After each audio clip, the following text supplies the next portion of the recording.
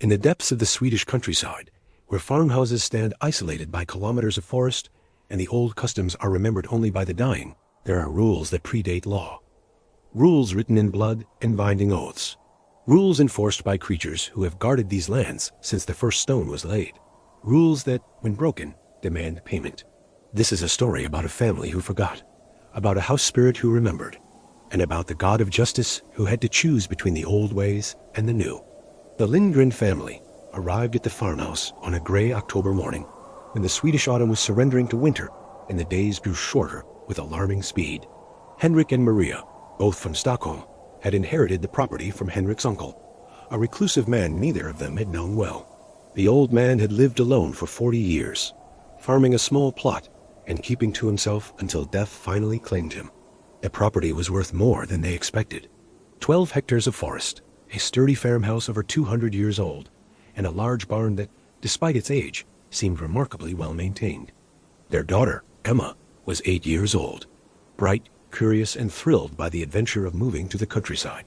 She explored every corner of the property while her parents organized the move, climbing through the barn loft and investigating the root cellar beneath the house. They knew nothing of the old customs, nothing of the Nisse who had guarded this farm for 7 generations, nothing of the compact that had kept the Lindgren family safe and prosperous for nearly 2 centuries. In the barn, on a small shelf near the horses' stalls, sat a wooden bowl, hand-carved, worn smooth by age. It was filled with porridge, fresh, despite the fact that Henrik's uncle had been dead for 3 months. Henrik found it while clearing out the barn. He dumped the contents into the compost heap and tossed the bowl into a box marked for the charity shop. This was his first mistake.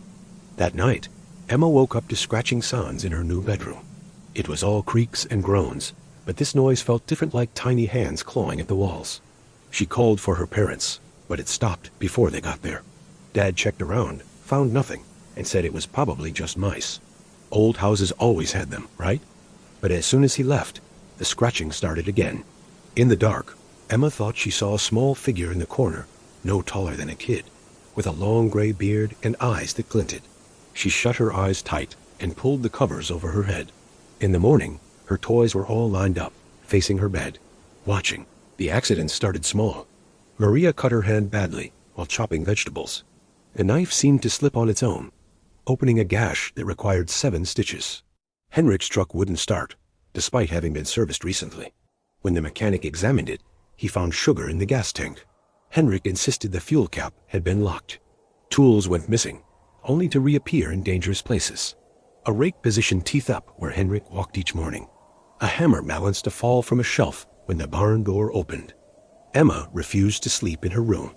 She told her parents about the small man with the beard, about how he stood at the foot of her bed each night, watching her with those animal eyes. They assumed nightmares, stress from the move. They set up a cot in their room and let her sleep there. But the problems escalated. The neighboring farmer, an old man named Sven, came to visit 3 weeks after they arrived. He brought with him a wooden bowl, similar to the one Henrik had thrown away but newer, and a jar of porridge. He explained the tradition, speaking slowly in his thick accent, while Maria translated for Henrik, who struggled a bit with the accent. Every farm in this region had a Nisse, a house spirit, a tomt, a protector. They were older than Christianity, older than memory. They guarded the property, the animals, the family, but they required respect, required offerings. Every night, Sven explained, you must leave a bowl of porridge in the barn. Good porridge, made with butter and cream. And you must never, ever disrespect the Nisse. Henrik thanked him politely and accepted the bowl, but after Sven left, he laughed. Maria was less certain. She had grown up hearing her grandmother's stories, tales of tomter and vidder, of creatures that inhabited the wild places. Stories she had dismissed as folklore, but now, in this isolated farmhouse where nothing seemed to go right, began to reconsider. She wanted to honor the tradition. To leave the porridge, Henrik refused. He would not enable superstition, would not teach Emma that invisible creatures controlled their lives, would not give in to the paranoia of isolated rural communities. The argument grew heated. In the end, Henrik won. The bowl remained empty. This was his second mistake. That night, the animals screamed. Henrik and Maria ran to the barn to find chaos. The horses were wild-eyed, kicking at their stalls. The chickens had been released from their coop, scattered everywhere. The goats were bleeding from small cuts, as if something had been systematically tormenting them. But nothing was there. No predator, no intruder. Just terrified animals and the overwhelming sense of malicious presence. They spent hours calming the animals and repairing the damage. When they finally returned to the house at dawn, they found Emma standing in the kitchen. She was sleepwalking, they thought at first, but her eyes were open, and she was speaking, not in her own voice. The voice was old, creaking like wood, speaking Swedish with an accent so thick and ancient that even Maria struggled to understand. The Nisse spoke through her. It said the family had broken the compact, had shown disrespect, had violated the sacred obligations that bound the Lindgrens to this land. There would be consequences. Emma collapsed, and when she woke, she remembered nothing. Maria called Sven the next morning. The old farmer came immediately, and when he heard what had happened, his face went pale. The Nisse was truly angry, he explained. Once they reached this point, once they began using the children, it was difficult to make amends. But there was a way. They needed to offer a proper apology. Not just porridge, but acknowledgement. Respect. They needed to speak to the Nisse directly, admit their wrong, and ask forgiveness. And they needed to do it before the new moon. 4 days away. If they didn't, the Nisse would claim what it believed it was owed. Sven wouldn't elaborate on what that meant, but his expression made it clear. Maria begged Henrik to comply. Emma had stopped eating, had stopped speaking, just sat in corners, rocking, while her lips moved soundlessly. Henrik finally agreed. They would perform the ritual Sven described. Leave offerings. Apologize. But Henrik's compliance came from fear for Emma, not from belief. And the Nisse knew the difference. The ritual took place in the barn at midnight. Sven guided them through it. They brought porridge made from the finest ingredients. Fresh cream, honey, butter churned that morning. They brought bread baked in the old style, mead from Sven's own stores. They placed it all in the carved bowl and set it on the shelf where it had rested for generations. And they spoke the words of apology Sven had taught them. For most of the ritual, nothing happened. But as they finished, as Maria spoke the final words of contrition, the temperature in the barn dropped precipitously. Their breath misted. Frost formed on the metal tools. And he appeared, the Nisse, no taller than Emma, dressed in gray homespun wool, patched and mended countless times. His beard hung to his waist, gray as winter clouds. His face was deeply lined, ancient beyond measure, but his eyes were what made them understand. They were not cruel, not evil. They were exhausted. He had guarded this farm for 200 years, had protected 7 generations of Lindgrens, had warned away wolves and thieves, had ensured good harvests and healthy animals, had asked only for respect in return. And they had mocked him, dismissed him, thrown away his bowl like garbage. The Nisse spoke, and though his voice was soft, it carried the weight of centuries. The compact was broken. A family had shown they did not value his protection, did not value the old ways, did not value tradition or honor or respect. Therefore, he would leave. But the compact required payment for his departure, a toll for the breaking of an oath that had stood for 200 years. Something precious, something loved. The Nisse's eyes moved to Emma, still standing silent and hollow-eyed. That's when Tyr arrived. The god of justice stepped out of the shadows at the back of the barn, and even the Nisse startled. Tyr wore the appearance of a traveling scholar. Simple clothes, a walking staff, a satchel of books. But his presence was undeniable, and where his right hand should have been, there was only a stump, bitten off by Fenrir the wolf at the binding of the great beast, the god of justice, who had sacrificed his hand to save the world. He looked at the Nisse, at the Lindgren family, at Emma, caught between the mortal world and something else. And he spoke. The case must be heard, Tyr said. Both sides presented. For justice to be served, all voices must be acknowledged. The Nisse protested. The law was clear. The compact was broken. Payment was owed. But Tyr insisted. In that chilly barn in the Swedish countryside, the trial kicked off before dawn. The Nisse went first, sharing tales of 7 generations of service, how he saved kids from wells, stopped fires before they spread, scared off thieves, and healed sick animals with old remedies. He spoke of his loneliness, watching families grow and fade while he stayed the same, forgotten by each new generation. The last true believer was Henrik's uncle, who left offerings out of gratitude and kept him company on long winter nights. Then came the Lindgrens, who dismissed him with casual cruelty. The compact demanded payment. Without it, what's the point of honoring the old ways? Tyr listened and nodded slowly. Then he turned to Henrik. Henrik struggled to find words.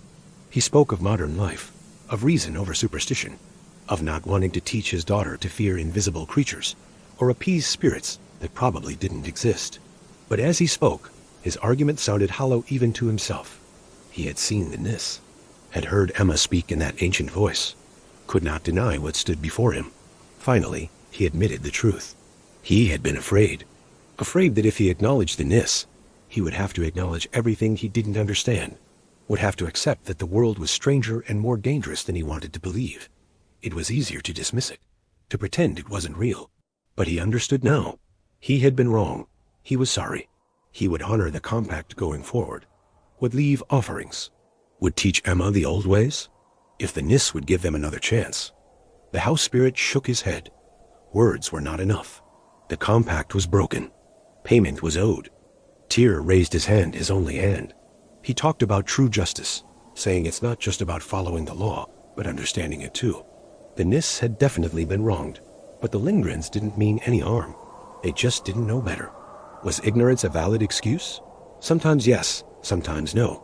In this case, Tyr believed the real fault was with Henrik's uncle, who knew the tradition but never passed it on. The Lindgrens weren't to blame for the broken chain of knowledge. Still, the Nisse nodded. Payment was due because the compact was broken, no matter the intent. The old laws demanded balance, and Tyr agreed. And then the god made his offer.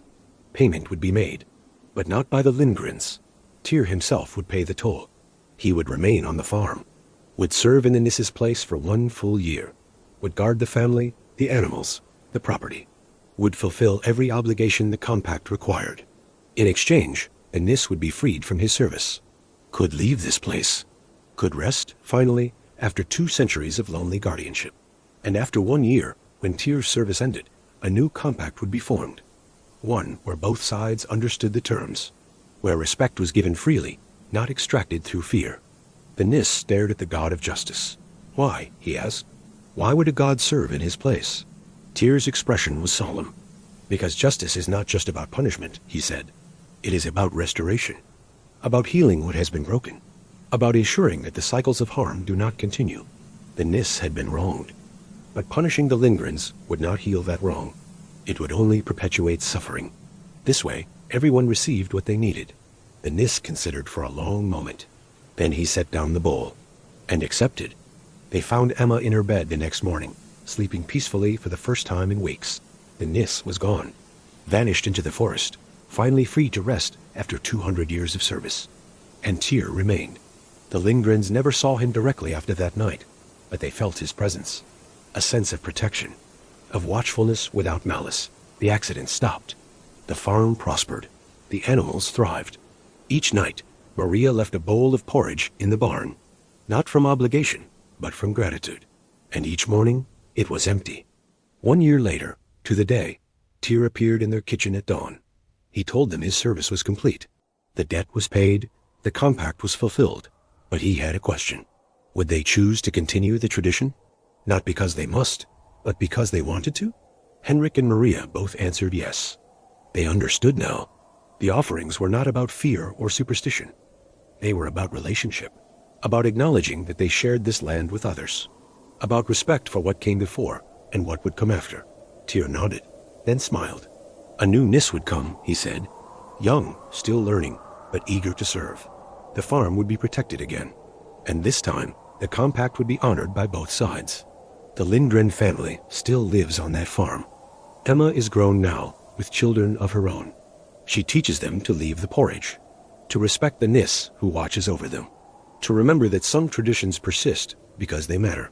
On certain nights, travelers near the farm report seeing a figure in the fields, small and gray, with a long beard, moving between the rows, checking on things, maintaining order.